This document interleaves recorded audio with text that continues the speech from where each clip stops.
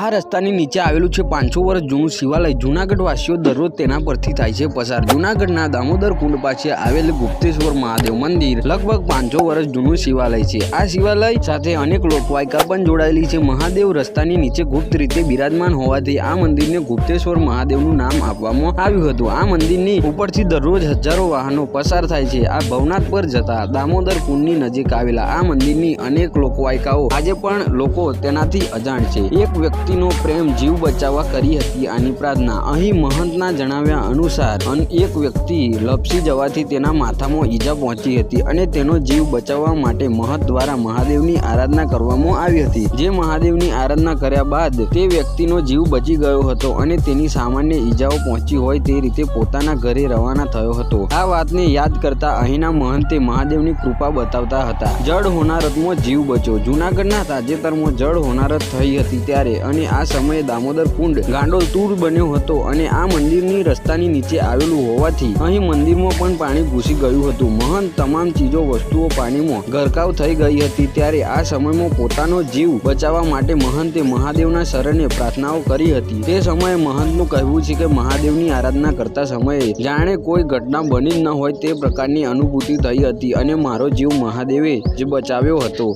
ત્યારે હાલ શિવરાત્રીના મેળામાં આવતા ભાવિકોને પણ આ પ્રાચીન મંદિરની મુલાકાત લેવા માટે મહંત દ્વારા આમંત્રણ પાઠવવામાં આવ્યું છે।